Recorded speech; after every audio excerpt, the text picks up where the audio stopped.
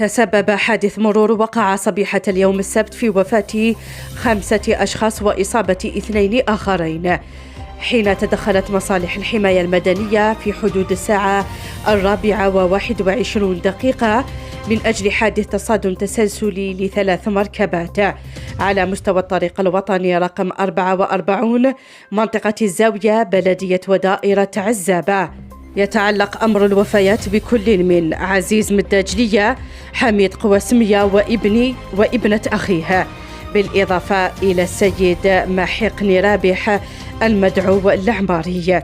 فاللهم اغفر لهم وارحمهم واسكنهم فسيح جناتك، وأهلهم جميل الصبر والسلوان، إن لله وإنا إليه راجعون.